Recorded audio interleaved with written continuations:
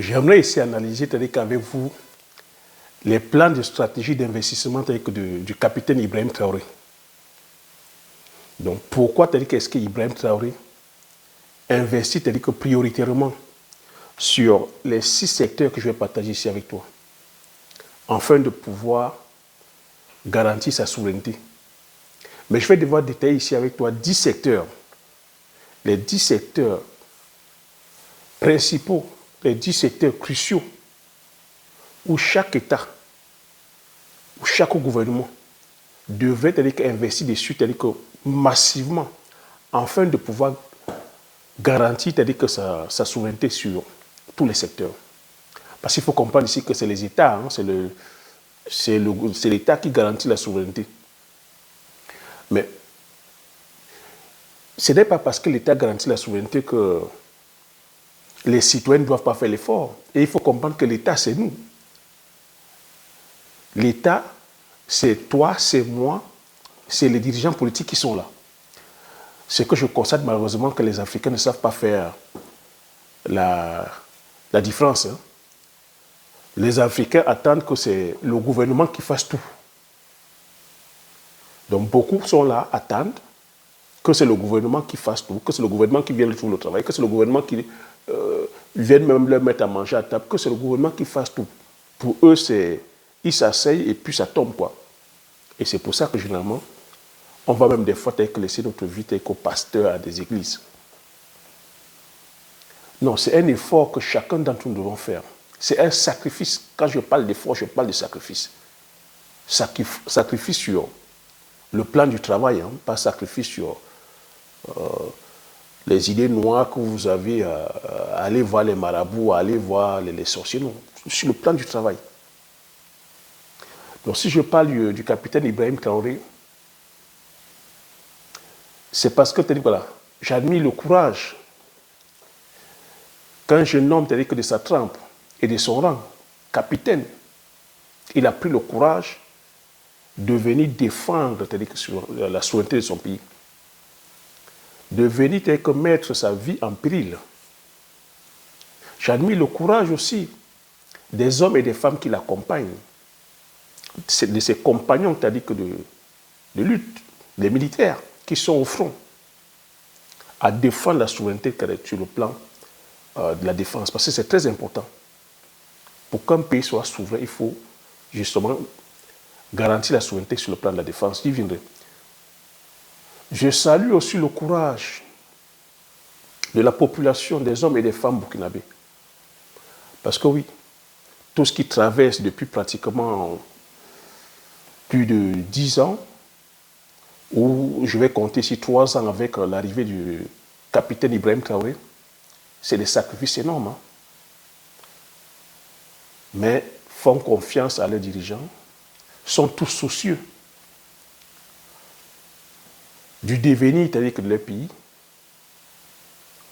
Ça mérite des encouragements, c'est parce que c'est beaucoup de sacrifices. Il ne faut pas oublier ici qu'il y a eu des efforts de guerre que le président, que le capitaine Ibrahim Traoré a demandé à la population de faire. Et j'ai fait ce rapprochement-là. Pourquoi est-ce que le capitaine Ibrahim Traoré a demandé l'effort de guerre? Parce que c'est beaucoup de sacrifices.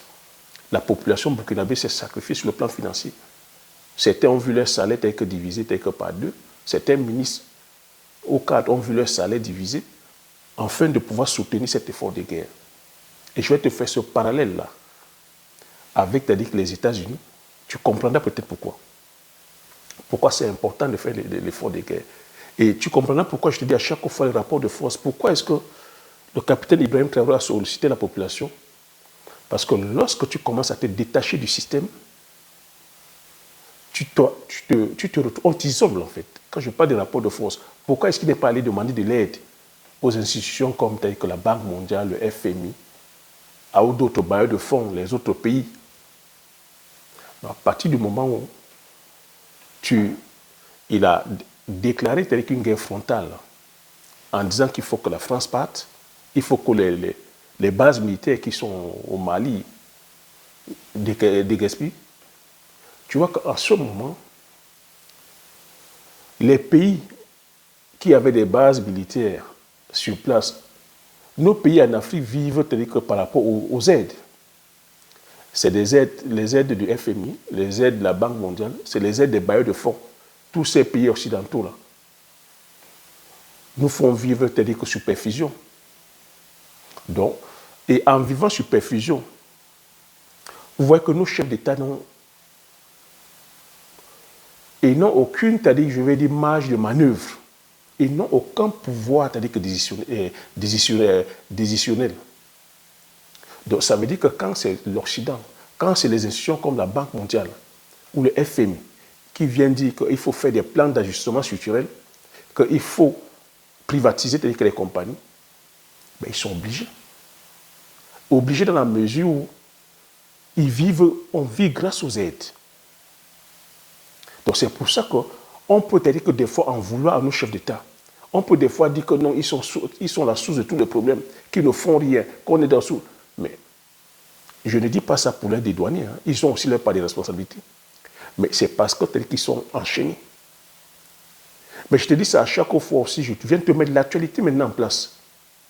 Pourquoi Donald Trump peut marcher, c'est-à-dire que sur les institutions, pourquoi Donald Trump peut venir aujourd'hui cracher sur la démocratie? Pourquoi Donald Trump peut venir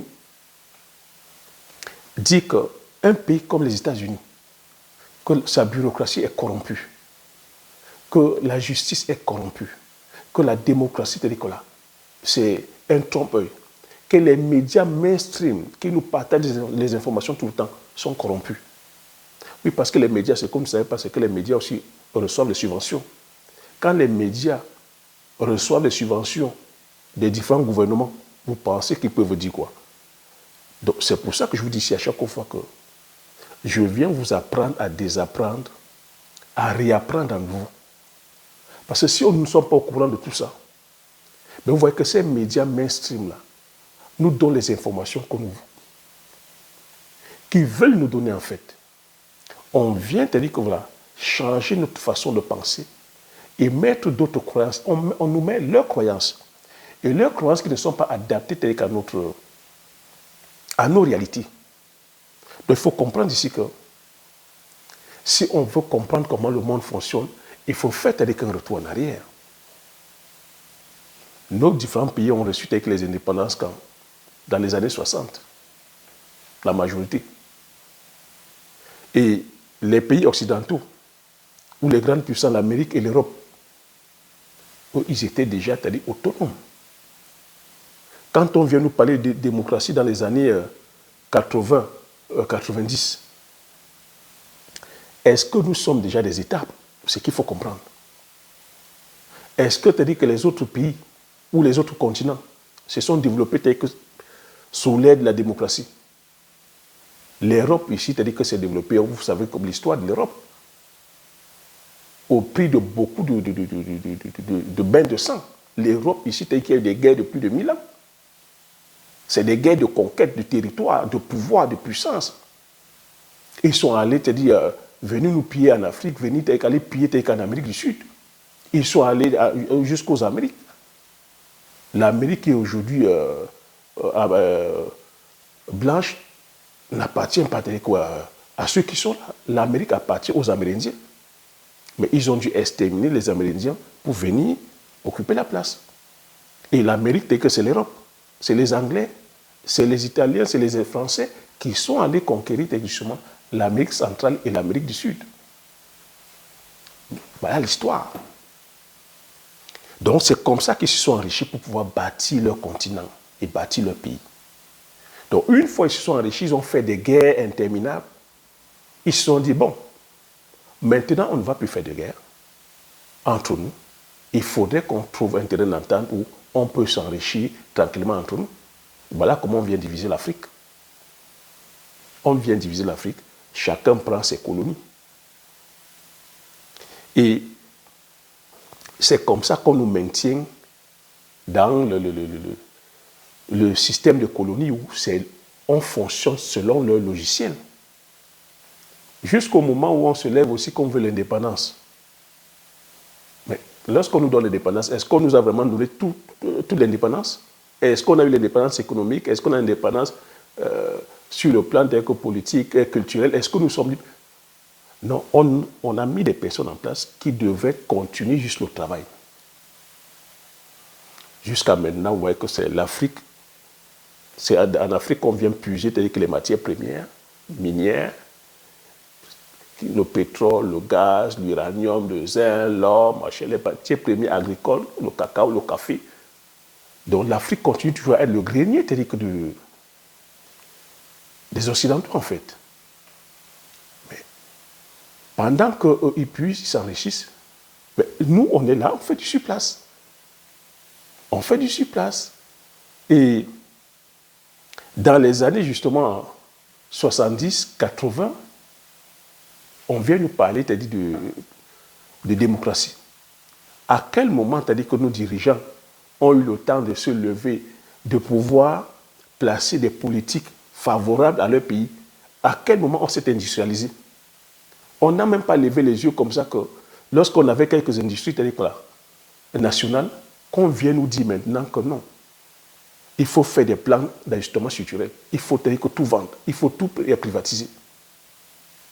C'est là où nous en sommes. Il faut qu'on comprenne ça. Il faut qu'on comprenne ça. Et c'est pour ça qu'on a des personnes comme le capitaine Ibrahim Traoré qui peut venir réclamer aujourd'hui sa souveraineté. Mais est-ce que tous les autres chefs d'État sont à même de le faire? Est-ce que c'est parce qu'ils n'ont pas envie de le faire? Ils ont envie de le faire, mais je dis beaucoup ont les mains et les pieds liés.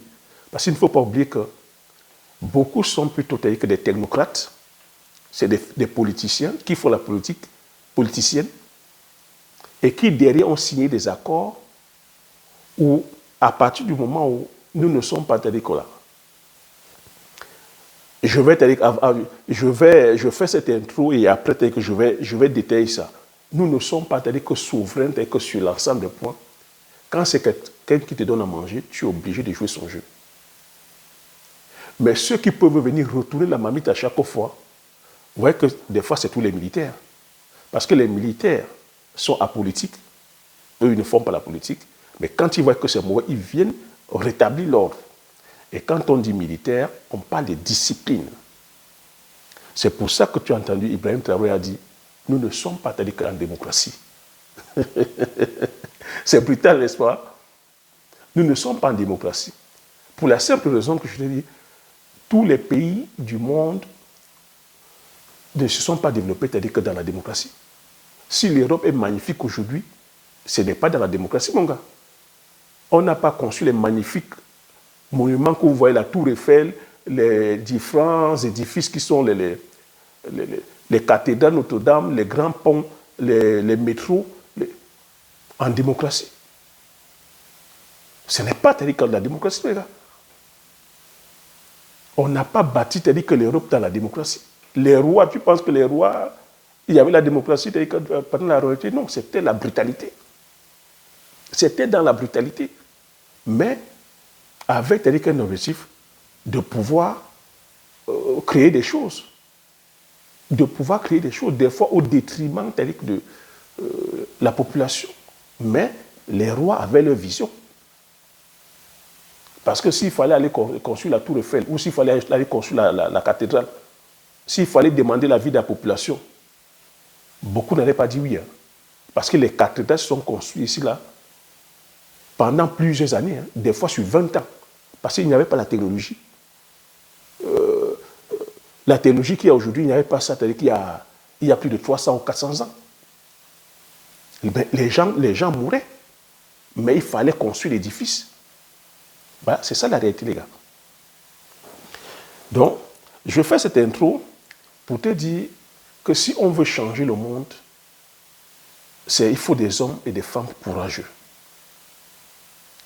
Et que moi, je fais un petit rapprochement quand le capitaine Ibrahim Traoré dit nous ne sommes pas en démocratie ici. Nous sommes, c'est-à-dire qu'en révolution. C'est la révolution. Donc ça veut dire qu'on vient faire table rase de tout, on vient changer les choses. Mais comme tu m'as dit, le changement est brutal. Le changement fait mal. Le changement, c'est-à-dire que demande des sacrifices. Et que ce n'est pas un sacrifice seul, c'est-à-dire que voilà, destiné au capitaine Ibrahim Traoré. C'est un sacrifice que tout le monde doit faire. Chacun à son petit niveau. Donc je dis ici, même ceux qui suivent le capitaine Ibrahim Traoré, le tout n'est pas de s'asseoir et dire bravo, bravo capitaine, non.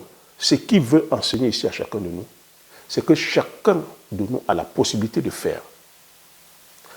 Chacun a la possibilité de faire à son petit niveau.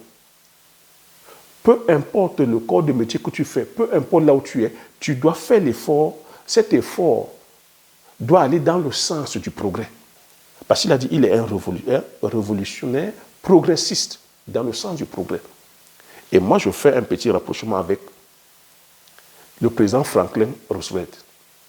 Quand Franklin Roosevelt prend l'État, quand Franklin Roosevelt est élu en 1933,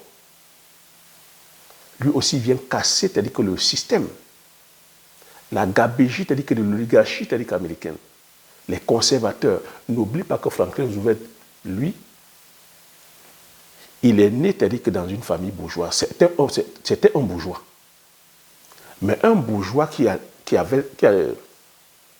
ne supportait pas, tu vois, l'injustice ou la façon dont tous ces multimilliardaires s'enrichissaient au détriment de la classe moyenne des pauvres.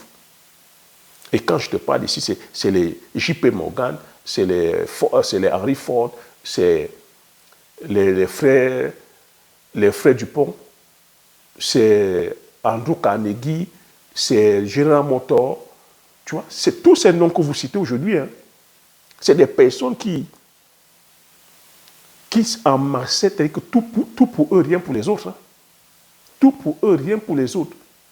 Et je te dis ça pourquoi? Parce que c'est ce que Ibrahim Traoré est en train de constater aussi, c'est-à-dire qu'au Burkina, que pendant qu'il est en train de demander de serrer la ceinture, de faire les efforts, il y en a qui sont là aussi, qui se comportent pareil comme ces capitalistes. Donc, Franklin Roosevelt est venu casser tout ça en régulant la finance. Et c'est parce que en 1929, donc, il y a eu la récession. Il y a eu la récession. La grosse crise de 1929, Franklin Roosevelt a demandé l'effort de guerre. Tout comme le capitaine Traoré a demandé l'effort de guerre. Peuple burkinabé, tel que notez ça. Bravo, tel que pour vous qui comprenez qu'en temps de crise, il faut serrer les coudes. On sait que ce n'est pas évident. On sait aussi que la tentation n'est pas trop loin. Que pendant que tu vois des fois tes avantages s'amoindrir dans ce monde où c'est le matériel qui prime, où c'est l'argent qui règne, on peut facilement venir comme ça vous corrompre. On peut facilement comme ça venir vous tendre les liasses d'argent. On en a vu des personnes qu'on a attrapées qui voulaient succomber à la tentation, prendre des millions pour pouvoir supprimer le capitaine. C'est des choses qui se font. Le président Franklin était en pleine crise. C'est l'Allemagne qui déclare la guerre en 1941 à l'Amérique. Franklin Roosevelt profite donc de cet effort, de cette déclaration-là, pour mettre à contribution telle que la population. N'oublie pas que Franklin Roosevelt était combattu par les milliardaires américains. Parce que Franklin Roosevelt c'est un démocrate, un socialiste progressiste. Hein. Lui, il était pour le progrès. Alors que les milliardaires, c'était des conservateurs, ils voulaient conserver les richesses. Or que Franklin Roosevelt, lui, il voulait que la richesse profite à tout le monde. Donc, c'est que le capitaine Ibrahim Traoré partage là, où il vit là. Pendant qu'il est en train de combattre, il a les rapports de force à l'extérieur avec les puissances étrangères. Il a aussi des rapports de force à l'intérieur avec certaines entités, il faut le dire, certains grands opérateurs économiques, mais qui ont la philosophie capitaliste, qui sont là pour faire le profit. Donc, quand le capitaine Ibrahim Traoré arrive et met certaines lois qui désavantagent leurs affaires, mais Qu'est-ce qu'ils font? Ils font aussi tout pour pouvoir saboter les efforts. Le rapport de force aussi, c'est quoi? Quand les bases militaires partent, les entreprises qui restent, elles ne sont pas tout burkinabés. C'est les entreprises occidentales, c'est les multinationales occidentales, c'est les banques. Et qui est-ce qui finance les affaires? C'est les banques. Est-ce que les banques appartiennent au Burkinabé? Non. Est-ce que les banques sont africaines? Non. C'est ça le rapport de force aussi. Parce que justement, quand Franklin Roosevelt fait cet effort de guerre, parce qu'il faut que tu continues, il faut comprendre ça. Quand le capitaine Ibrahim Traoré va demander l'effort de guerre, il ne sort pas de son chapeau. C'est parce qu'il sait qu'il y a une histoire, ça s'est déjà passé. Il s'inspire de l'histoire américaine. Ça, je suis persuadé, convaincu. Il s'inspire de l'histoire américaine, de ce que Franklin Roosevelt avait vécu. Franklin Roosevelt a fait payer à sa population, c'est-à-dire que les impôts. La population américaine, à cette époque-là, elle ne payait pas les impôts, mais a demandé l'effort de guerre, a aussi ramené que les hommes d'affaires américains à payer suffisamment de taxes. Les hommes d'affaires américains ont flairé le coup et ils ont accompagné Franklin Roosevelt. Pourquoi? Parce que Franklin Roosevelt a implémenté des usines, une quarantaine de grosses usines de métallurgie, de sidérurgie, a passé les bons de commande à ces entreprises-là afin de pouvoir financer l'effort de guerre pour venir combattre l'Allemagne nazie. C'est important de comprendre ça. Et c'est comme ça que ces milliardaires-là se sont encore enrichis. Et l'Amérique a traversé dans cette crise-là. Après, dans la Deuxième Guerre mondiale, c'est là où ils instaurent les traités tels que de Bretton Woods, là, où la mondialisation, le libre-échange, tu vois, ça, et afin de pouvoir permettre au pays de pouvoir commercer, c'est-à-dire que librement, surtout que l'économie profite à tout le monde et qu'il n'y ait plus de guerre. C'est ce libre-échange-là qui est en train de nous faire payer cher là aujourd'hui. Parce que dans ce libre-échange, certains en ont profité. Le capitalisme a poussé le bouchon trop loin. Et ils sont allés produire, c'est-à-dire justement dans les pays où la réglementation n'était pas accentuée, le bien-être des travailleurs, le salaire, les normes écologiques et tout, ils sont allés produire en Chine. C'est ça qui est en train de leur faire mal. Si tu vois Donald Trump revenir là aujourd'hui et dire que non, je mets les taxes, je mets ceci, je mets cela, tu vois encore que c'est Donald Trump. Et Donald Trump, c'est qui? C'est un multimilliardaire. C'est encore un multimilliardaire qui s'élève. Donc, c'est encore quelqu'un de leur milieu. Donald Trump s'est enrichi avec ce système. Donc, c'est parce qu'il connaît très bien le système qu'il vient attaquer le système. Tu peux encore me dire que, mais jusque-là, pourquoi je ne vois pas d'où Ibrahim Traoré est. Mais Ibrahim Traoré est là, c'est la conséquence de tout ça, en fait. Si le Burkina est dans ce point, c'est la conséquence. Tous les pays africains sont dans ça, c'est la conséquence de ça. Parce qu'au sorti donc de tout ça, lorsqu'ils ont fait ce traité de Bretton Woods, ils ont donné le pouvoir maintenant à la finance. Donc, alors qu'avant, c'est les États qui garantissaient la souveraineté sur le plan industriel, sur le plan du travail. Il y avait les industries telles qu'appartenant au pays, mais au sorti des traités tels que de Bretton Woods, ils ont maintenant remis plutôt les commandes maintenant à la finance. Mais pourquoi ils ont remis les commandes à la finance? Parce qu'ils se sont souvenus aussi que dans les années 1930 jusqu'aux années 1970, c'est l'industrie qui régnait. C'est les industriels qui régnaient. Donc, ils ont donc enlevé ce système-là. Ils ont remis à la finance, que maintenant, c'est la finance qui doit contrôler. Donc, maintenant, c'est la finance qui régule l'économie. Les chefs d'État n'ont plus le pouvoir. C'est pour ça que je te dis à chaque fois que les gouvernements n'ont pas le pouvoir. C'est la finance, c'est l'économie qui régule. Et dans cette économie qui régule, puisque les dirigeants n'ont pas le pouvoir, qu'est-ce qu'ils font? On donne maintenant tout entre les mains des financiers. C'est pour ça que tu vois le FMI qui vient faire les plans d'ajustement structurel. Nos chefs d'État n'ont aucun pouvoir. On dit libéraliser tout, privatiser tout. Maintenant, si vous voulez faire fonctionner tel que votre pays, c'est à travers les aides. Et tu vois que c'est à travers ces aides-là qu'ils attrapent dans nos dirigeants.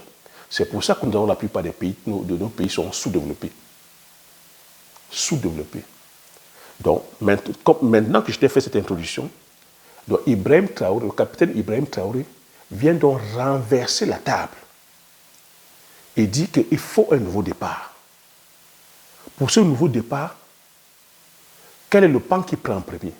Le pan qui prend en premier, c'est l'éducation. L'éducation est importante parce qu'il faut venir ramener la population à apprendre, à désapprendre et à réapprendre à nouveau. Tu as vu, c'est pour ça que le capitaine Ibrahim Traoré a fait le tour dans les écoles. Il est en train de revoir avec les manuels scolaires. Parce que l'éducation qu'on nous a donnée depuis les indépendances jusqu'à maintenant, quels sont ceux qui établissent les manuels? Quels sont ceux qui établissent les programmes scolaires? Quel est le type d'éducation qu'on nous donne? Est-ce que c'est une éducation qui relate les réalités réelles de nos pays? Je coutume à te dire ici que non. Moi, j'ai fait une filière technique, l'électronique de conception. Mais on va faire l'électronique alors que nous n'avons même pas une seule usine, entreprise de fabrication de semi-conducteurs, de circuits intégrés, de transistors, de résistors, de matériel électronique. On n'a rien. Donc quand tu sors de l'école, tu vas aller travailler où? Le système est fait que dès que tu sors de l'école encore, tu viens plutôt, si tes parents ont les moyens, tu viens t'expatrier en Occident pour continuer encore à faire travailler l'économie. Donc le capitaine Ibrahim Traoré fait le tour des écoles, partage une philosophie, vient faire un lavage de cerveau clair. Tu as vu qu'il a fait l'autre chantier, la culture. Il a fait un travail sur la culture. Il faut encore redéfinir c'est quoi être burkinabé. C'est quoi être burkinabé? Quelles sont les valeurs? On travaille sur nos valeurs culturelles, traditionnelles, nos croyances. Est-ce que les religions qu'on nous a ramenées, importées et tout ça, ça colle avec nos réalités? Est-ce qu'il ne faudrait pas plutôt mettre nos croyances, c'est-à-dire qu'à nous, ancestrales, tu vois, réapproprier, c'est-à-dire voilà, nos valeurs? C'est la langue. Quelles sont les différentes langues? Parler, c'est-à-dire qu'au Burkina, on doit réveiller ça. Parce que le français qui est là, le français, l'anglais et l'allemand, qu'on est venu nous donner, ça vient nous dénaturer en fait. On n'est pas nous. Donc, nos langues vernaculaires, on se doit de parler ça. Parce que, en parlant même en langue, tu vois, c'est fluide, il y a beaucoup de vocabulaire qui peuvent sortir. Alors qu'avec le français, tu vois, il y a des choses. C'est la tradition, c'est la musique. La musique, c'est une culture. Et tout ça, c'est des richesses. Hein. Tout ce que je développe là, c'est des richesses en fait. C'est des niches. C'est la cuisine, c'est le cinéma. Le Burkina, le Burkina, je sais que le Burkina a un festival aussi réputé en Afrique qui est la Fescapo. C'est quoi Festapo? Corrigez-moi dans les commentaires. Hein. C'est quoi? C'est Fespao ou un truc comme ça? Parce que je sais que mon oncle, qui est père à son âme, très grand technicien en cinématographie, il allait tout le temps au Burkina dépanner des salles de cinéma. Il a fait le tour d'Afrique, il a le cinéma. Pour info aussi, je te demande, si tu es au Cameroun, d'aller au cinéma, c'est-à-dire l'Éden, hein, le cinéma l'Éden, c'est à mon oncle. Donc, aller donner de la force, aller au cinéma l'Éden, pour ceux qui sont au Cameroun. Et principalement à Douala. Donc, le pan aussi qu'il faut développer, c'est l'alimentation. Donc, tu vois, c'est pour ça que le capitaine Ibrahim Traoré, dès qu'il a pris les marques, il a directement mis l'accent sur l'agriculture. L'agriculture, c'est pour ça que vous avez vu, il est allé acheter les engins, les tracteurs, les bulldozers, afin de pouvoir venir rembler, déblayer les plantations, parce que tu ne peux pas t'as dit que réclamer la souveraineté si c'est d'autres personnes qui te nourrissent. Parce que l'alimentation, c'est un poste clé. Parce que si tu vois très bien, les différents soulèvements qui se sont faits dans le monde, c'est à partir de l'alimentation.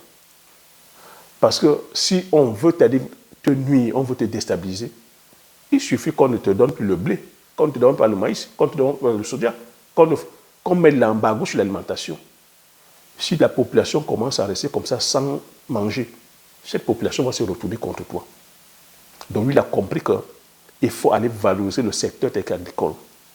C'est pour ça que derrière, il est en train de développer les semences locales, les semences de qualité. Il est aussi en partenariat aussi avec la Russie. Il faut aussi faire très attention. Moi, j'attire aussi l'attention que dans ce jeu-là de progressistes, il faut faire attention, bien choisir aussi ses partenaires. Ne pas seulement fermer les yeux, embrasser, dire qu'il fait le béni, oui, que non, c'est bon. Je sais qu'il est avec la Russie, Burkina avec la Russie. Là-dedans, il y a un échange de partenariat dès que sur les semences, mais il fait travailler aussi les polytechniciens, il fait travailler des questions de la génétique là, il fait travailler les étudiants tels que burkinabés sur le plan de la recherche des semences. Ça, c'est très important. Autre secteur clé, prioritaire, il a mis l'accent tel que sur la mine. C'est-à-dire que tout de suite, il est en train de développer le secteur de la mine. Parce que le Burkina est très riche en or. Ils sont pas mal de matières premières. Et ça, encore, on peut faire des fouilles. On peut avoir l'or, le diamant, tout ça, c'est des richesses stratégiques. C'est des richesses stratégiques qui, avant, c'est les compagnies étrangères.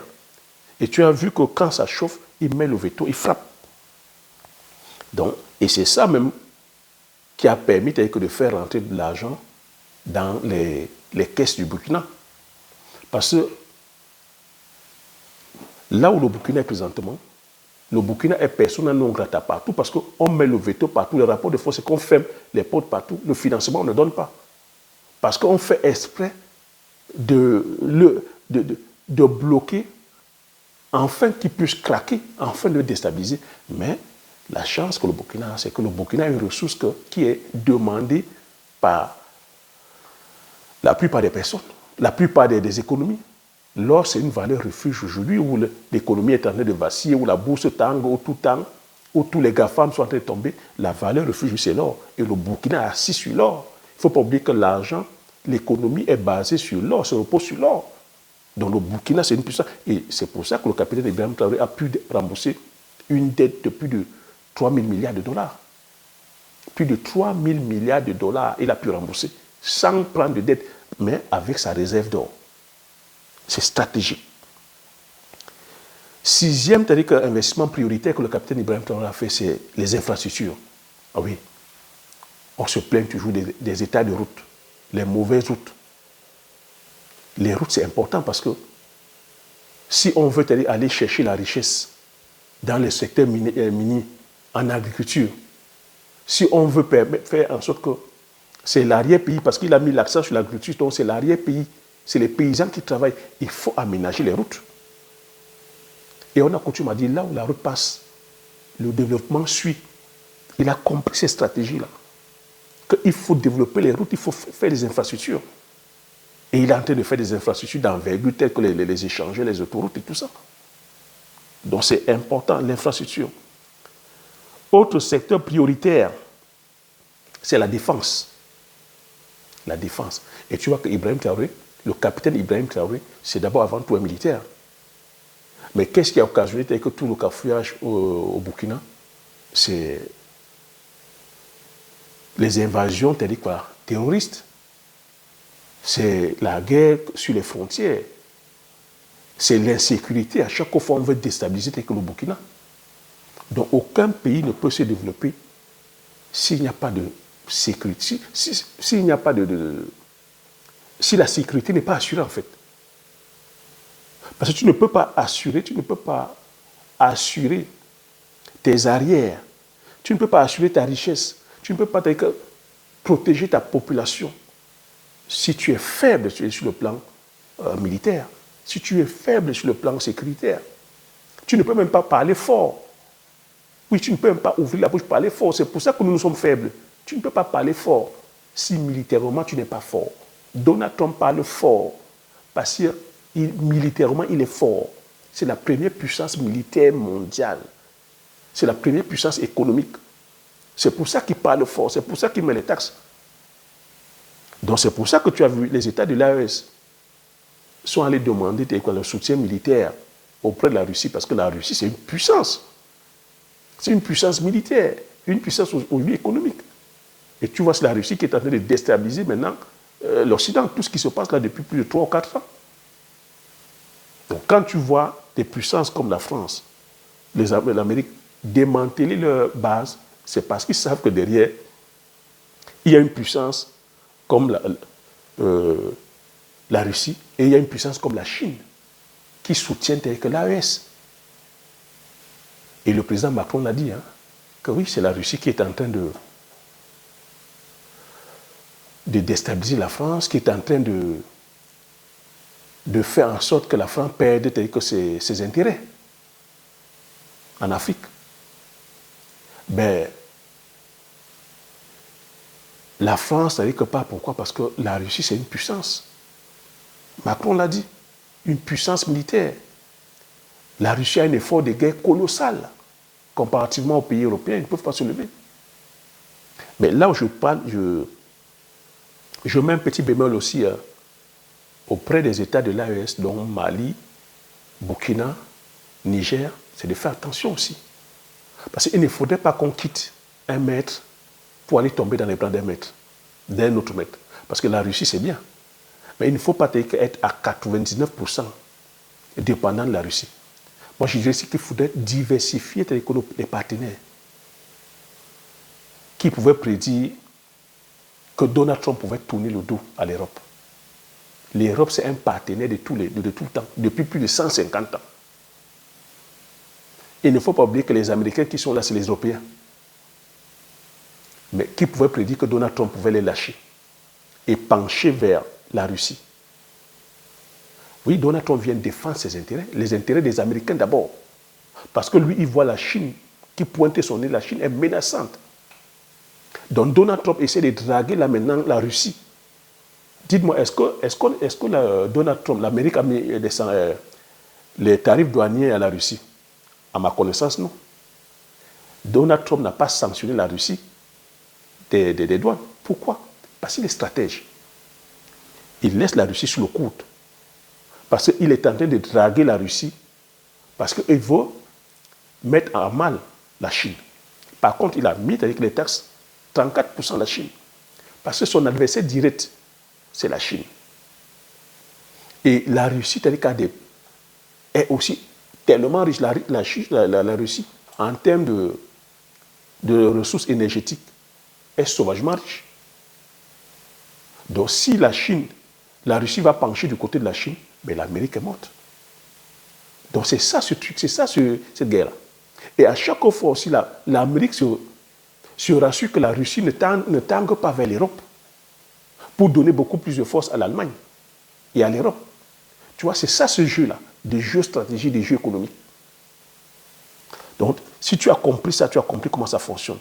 Donc, tu vois, donc, j'ai partagé avec toi 6 secteurs prioritaires. Mais les autres secteurs aussi sur lesquels il faudrait que le capitaine Ibrahim Traoré mette l'accent, c'est ça sur la santé. Oui, un pays souverain se doit de garantir la santé pour tous, une bonne santé pour tous, parce qu'une population malade ne peut rien faire. Donc, il faudrait la santé. Il faudrait mettre l'accent aussi sur l'énergie. Ah oui, l'énergie, c'est capital, mon capitaine. Il faudrait déjà investir massivement sur l'énergie parce que pour faire tourner l'ensemble des industries, pour faire tourner l'économie, il faut l'énergie. Donc ici, il faudrait voir peut-être, et quand je dis énergie, si c'est le pétrole, être autonome en termes de pétrole, en termes d'électricité, en termes de gaz. Et aujourd'hui, comme c'est le Sahel, même avoir l'énergie solaire. Donc c'est les partenariats qu'on peut faire avec la Chine, qu'on installe les panneaux photovoltaïques, parce que la Chine est pionnière en termes d'énergie telle que solaire. Ça peut être l'énergie ici éolienne, le vent, ça peut être l'énergie géothermique ou thermique, ou ça peut être la méthanisation. C'est très important. Et autre secteur, il faudrait travailler grandement sur le plan de l'urbanisation. Oui, la souveraineté passe aussi tel que par l'urbanisation. Il faut donner des maisons, il faut que les gens dorment dans des maisons décentes. Et tout ce que je partage ici, c'est la vision doit être impulsée par le dirigeant politique, mais tout ça, c'est des sources d'opportunités. Il ne faut pas penser que non, c'est le capitaine Ibrahim Traoré qui va faire, ou il ne faut pas penser que c'est les dirigeants politiques qui vont faire. Non, c'est les sources d'opportunités. Voilà les niches vers lesquelles on se doit de se lancer. Donc, 10e opportunité, le numérique. Nous sommes aujourd'hui dans l'ère du numérique. Il serait aberrant qu'on laisse passer, c'est-à-dire que cette opportunité. Nous avons laissé passer, c'est-à-dire que l'opportunité lorsque Internet arrivait, mais aujourd'hui c'est le numérique. On ne peut rien faire aujourd'hui sans numérique. Aujourd'hui, vous voyez tous ces GAFAM-là sont en train de nous envoyer aujourd'hui vers le futur. Sont en train de nous dire aujourd'hui que l'homme ne va plus servir à rien, que c'est les machines, que c'est l'intelligence artificielle, que bientôt c'est... Elon Musk dit que bientôt c'est à la planète Mars que les gens vont l'habiter. Quels sont ceux qui vont l'habiter à la planète Mars? Donc aujourd'hui, on se doit de s'intéresser au numérique parce qu'on ne peut rien faire aujourd'hui si on ne maîtrise pas le numérique, parce que Internet qui est là, c'est le numérique, la télévision, c'est le numérique, la téléphonie, c'est le numérique. On doit avoir les satellites aussi, on doit avoir nos satellites à nous. Parce que même en période de guerre, si vous n'avez pas de satellites à vous, la communication, comment vous allez communiquer? Si c'est des pays, d'autres pays qui vous couvrent, ça veut dire que vos informations stratégiques, ils vont l'avoir. Ça veut dire que vos richesses stratégiques, ils vont l'avoir. Ça veut dire qu'ils peuvent même vous couper tel qu'à tout moment, afin que vous puissiez, vous ne puissiez pas voir l'ennemi. Dans le numérique, c'est important. Et il n'y a pas de guerre si on ne maîtrise pas le numérique. Donc ça veut dire aussi que sur le plan technologique, sur le plan scientifique, on se doit de développer. C'est des secteurs à développer en fait. Donc voilà ce que je voulais partager, tu vois, grosso modo. Comprendre ici que cette révolution-là, Ibrahim Traoré a dit, là, nous sommes en révolution, et que ça va demander des sacrifices. Et c'est des sacrifices pour tout le monde. Et je pense que c'est ce que je véhicule ici, que aller entreprendre, c'est un acte militant, c'est d'avoir une vision sur le long terme, c'est d'accepter de payer le prix, afin de pouvoir payer tous les prix plus tard. C'est d'être patriote, c'est d'aimer son pays, c'est d'aller dire je vais faire ce business-là. Je ne cours pas après la gratification instantanée. Je viens déjà d'abord mettre l'argent, mais c'est un argent que je vais gagner plus tard. Parce que ce que le capitaine Ibrahim Traoré a constaté et ce que je dénonce ici. Oui, parce que d'autres ont le logiciel capitaliste. Vont aller acheter les marchandises, vont stocker, vont laisser que la surenchère monte et viendront vendre à 10 fois le prix. Ça, c'est des mécanismes qui amènent à déstabiliser un pays. Parce que c'est comme ça qu'on crée l'inflation. Je peux répéter, l'inflation se crée à partir du moment où on ne produit pas sur place. On ramène les produits. On sait que le produit ne peut pas servir, donc la demande dépasse l'offre. On augmente les enchères, on multiplie par 3. On sait que la population, telle que sur place, n'a pas les moyens. On monte la surenchère, on vend, on vide les poches de la population. C'est ce que j'appelle l'état d'appauvrissement et on amène les gens à la pauvreté. Et quand les gens sont pauvres, non, cette fois-ci, n'ont pas l'argent, qu'est-ce que ça crée? Ça crée le soulèvement. C'est des mécanismes. Le capitaine Ibrahim Traoré a dénoncé ici ce que je vous dis ici tout le temps, qu'il y a des banques qui sont là, des banques qui ne jouent pas au jeu, qui ne veulent pas accorder le crédit aux PME, aux petites et moyennes entreprises et aux très petites entreprises. Ils ne veulent pas accorder de crédit. Mais c'est fait aussi exprès. Pourquoi? Pour déstabiliser l'économie. Et ces banques-là, à qui appartiennent ces banques, comme j'ai coutume à vous dire? Ce ne sont pas les banques qui appartiennent aux Burkinabés, ni aux Africains. C'est les banques expatriées, c'est des mécanismes. Pourtant, c'est l'État. L'État a dit, je garantis. Je mets mon argent, je garantis donner le crédit, mais ils ne le font pas. Mais Ibrahim Traoré a dû taper le poing sur la table. Que si vous ne donnez pas, moi je prendrai des mesures fortes. Voilà là où nous en sommes. Voilà là où nous en sommes. Et quand tu vois aujourd'hui Donald Trump aussi se lever, dit que à bas la démocratie, à bas les droits de l'homme, à bas les accords sur le climat. Je m'en fous de la diplomatie. Ce qui compte, c'est mon pays d'abord. C'est la finance. La finance doit payer. Donald Trump le fait parce que il sait qu'il veut servir son peuple. Il veut permettre aux Américains de pouvoir consommer moins cher. Parce qu'à l'heure où je te parle, les taux d'intérêt pour les foyers américains, c'est élevé. Les Américains prennent le crédit au niveau des bourses pour l'étude de leurs enfants à des taux d'intérêt très élevés. Les Américains prennent le crédit pour la consommation, la voiture, la maison et tout, à des taux d'intérêt très très élevés. Pourquoi? Par rapport à ce qui s'est passé en 2008, tu te rappelles la crise des subprimes, où les États-Unis ont dû imprimer la planche à billets pour sauver les banques, pour sauver la finance. Donc derrière ça, en 2008, ils ont dû sortir des lois afin de pouvoir dire, bon, ils vont réguler un peu. Donc la régulation maintenant, c'est la Fed, c'est la Banque centrale américaine qui régule les taux. Donc après cette crise-là, les taux sont montés très haut. Ce qui fait que les taux en montant très haut, ça pénalise les consommateurs américains. Donc Donald Trump, quand il vient monter les taxes, les tarifs douaniers, c'est parce qu'il veut que l'économie américaine fonctionne. Quand il veut qu'on rapatrie les industries, c'est parce qu'il veut que l'économie américaine fonctionne pour faire baisser les taux d'intérêt au niveau de la Banque fédérale. Même ce crash, c'est pour ça que Donald Trump est tranquille. Donald Trump a dit, ne paniquez pas, restez serein, soyez forts, ça va secouer, mais c'est pour votre bien. Parce qu'il sait que, pour l'instant, quels sont ceux qui sont touchés? C'est la finance, c'est la bourse. Ce ne sont pas les entreprises pour l'instant. Les entreprises ont leurs actifs.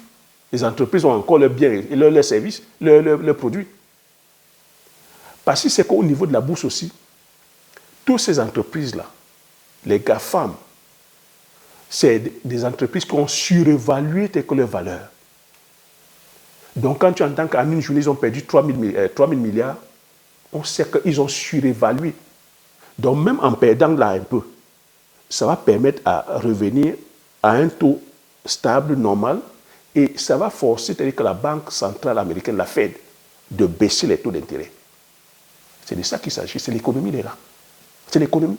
Si on ne comprend pas ça, on n'a pas compris le monde. Donc, c'est la finance qui est en train de nous mener là où nous sommes là. Donc, Ibrahim Traoré, quand Ibrahim Traoré dit non, je ne prends pas l'argent du FMI, je ne prends pas l'argent de la Banque mondiale, parce qu'il a compris qu'en prenant l'argent de la Banque mondiale, il a la merci. Qu'est-ce que tu peux dire? Si on vient te donner 3 000 milliards, qu'est-ce que tu peux dire à la personne qui t'a donné 3 000 milliards? Tu peux lever la tête, tu peux parler fort. C'est la personne qui te dit, bon, je veux que tu gères ça comme ça, je veux que tu fasses comme ça. Si tu ne fais pas comme ça, je bloque. C'est pour ça qu'il a dit, je ne prends pas. On serre la ceinture, on divise le salaire par deux, on travaille, on ne part pas en vacances. Mais c'est ça pour notre bien. Vraiment, je salue le courage de ce capitaine. C'est l'effort que chacun d'entre nous doit faire. Mais toi maintenant qui regardes, toi qui es Camerounais, je ne sais pas moi, Ivoirien, machin, je sais qu'on regarde, on applaudit ça. Est-ce que toi-même, tu es prêt à faire cet effort? En chacun de nous, sommet un capitaine Ibrahim Traoré. En chacun de nous, sommet un capitaine Ibrahim Traoré. Et quand je dis sommet un capitaine Ibrahim Traoré, ça veut dire à ton petit niveau, Si tu dis que tu vas aller faire, si tu vas aller faire 1 hectare de poivrier, tu vas aller faire 10 hectares de manioc, tu vas aller faire 30 hectares de palmiers à huile, tu vas aller faire 10 hectares de patates, de macabo, de taro, de bananes plantains, tu vas aller te monter une ONG, tu vas aller monter une école, tu vas aller monter un orphelinat, tu vas aller donner de ton temps pour pouvoir permettre dans l'arrière-pays les gens de s'éduquer. Tu es peut-être un technicien maîtrisant la technique des panneaux photovoltaïques. Tu vas monter une entreprise pouvant créer des panneaux solaires. C'est ça qu'on attend de chacun de nous. Et chacun de nous sommes capables de faire. Le capitaine Ibrahim Traoré, il travaille pour le Burkina. Il ne va pas travailler pour le Cameroun. Il ne travaille pas pour je sais pas moi, pour le Gabon ou Centrafrique ou peu importe. Il travaille d'abord pour le Burkina. Les Burkinabés sont en train de payer le prix. Ne sont pas là maintenant, capitaine, oui, capitaine. Et toi, tu ne fais pas. Quel est le mindset que tu as? C'est ce qu'on partage ici depuis 5 ans. Moi, c'est ce que j'applique depuis 10 ans. C'est ça l'esprit patriotique. On ne doit pas attendre que ce soit nos dirigeants. L'État, c'est nous. Moi, je vois avec sidération et aberration les gens qui vont filmer les ordures, les influenceurs qui vont filmer les ordures au Cameroun et vont afficher que voilà le Cameroun de Paul Biya. Mais c'est une honte. Est-ce que c'est le président de la République qui vient jeter ces ordures? Est-ce que c'est le président qui doit venir te dire que non, tu manges la banane, il faut aller mettre la peau dans la poubelle. On voit la poubelle est là, mais les gens mettent la saleté par terre. C'est pour ça que Ibrahim Traoré a commencé par l'éducation. Ça demande d'éduquer la population. Chez nous au Cameroun, alors, on a Helele. Chez nous au Cameroun, on a Helele. On colle tous les mots sur la tête des dirigeants politiques. On peut ne pas aimer les dirigeants, mais être un bon citoyen. Être un bon citoyen. On voit des gens qui n'aiment même pas leur pays. Moi, c'est pour ça que j'apprécie le peuple burkinabé. Il faut aimer son pays. Chez nous, au Cameroun, les gens n'aiment pas le pays. Les gens n'aiment pas les voisins. Les gens ne s'aiment même pas entre eux. C'est le président qui vient attiser la haine entre vous. C'est le président qui te demande de ne pas aller travailler. C'est le président, c'est à cause du président que tu ne vas pas travailler. C'est à cause du président que tu passes ton temps à boire les bières, à coller les petites. Non. Le capitaine Ibrahim Traoré a dit que c'est un sacrifice que tout le monde doit faire, tout le monde. Arrêtons d'attendre toujours l'homme providentiel, le sauveur. Non. Et comprendre ici que c'est l'économie qui fait la loi. Comprendre que quand on va suivre les pères fondateurs de l'Amérique, ce n'étaient pas les hommes politiques. Si nous sommes là où nous sommes là aujourd'hui, c'est parce que, comme je continue à vous dire, c'est la finance qui déroule le game. Donc ça veut dire que si on commence aujourd'hui à travailler sur le plan de la recherche de la richesse, nos chefs d'État vont nous faire confiance. Ils vont nous faire confiance.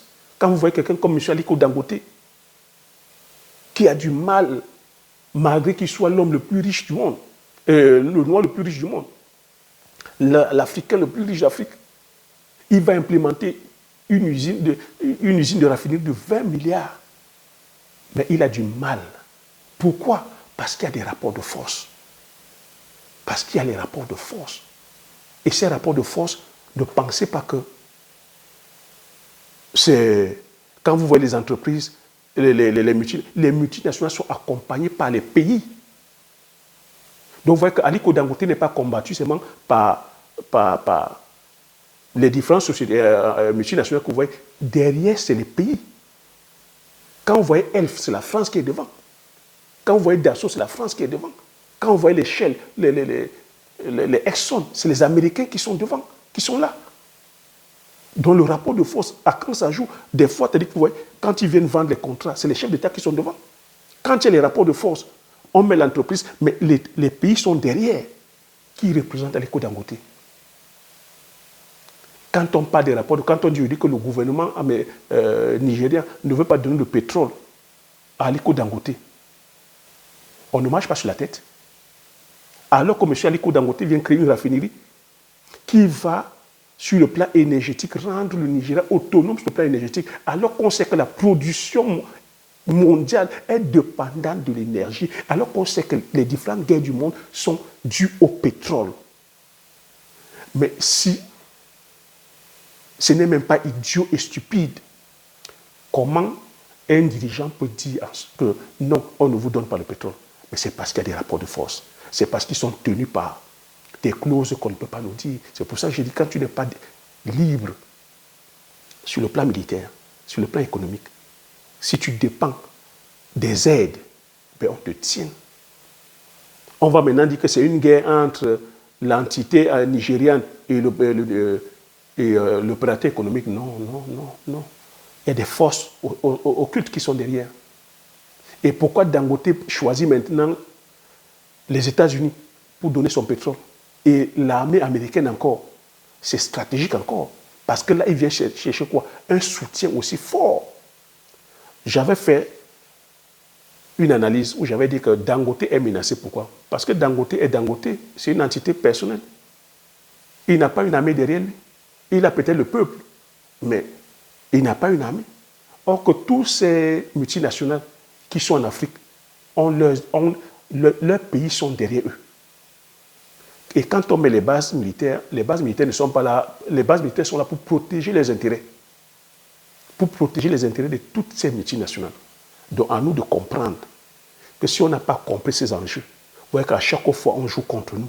C'est nous qui détruisons même nos capitaines d'industrie. Si nous sommes aussi sous-développés, c'est parce qu'on court après, c'est-à-dire que l'intérêt égoïste et personnel. Le capitaine Ibrahim Traoré vient nous faire comprendre ici que non. Si on veut progresser, c'est l'intérêt collectif qui compte. On prend de côté nos intérêts personnels. On a vu, lorsque tu amasses les milliards, ça t'apporte quoi? Et cette monnaie-là, on peut encore dévaluer. Cette monnaie-là, on peut le contrôler sur la monnaie. À toi, si tu vas amasser 100, je ne sais pas moi, 14 milliards, 100, ça t'apporte quoi? Or que si on va développer ça sur tous ces différents pans que je viens de nommer là, ça crée le progrès. Et c'est comme ça qu'on peut aussi rivaliser avec le reste du monde. Sinon, auquel cas, on va compter des singletons comme ça qui sont milliardaires. Mais en cas de rapport de force, vous avez les rapports de force maintenant ici, l'Europe se dit on se met ensemble pour lutter contre l'Amérique. L'Asie va se dire, la Chine, le Japon, la Corée du Sud et les autres, ils vont se mettre ensemble pour commercer même déjà et pour contrecarrer l'Amérique. Et l'Afrique alors? L'Afrique alors?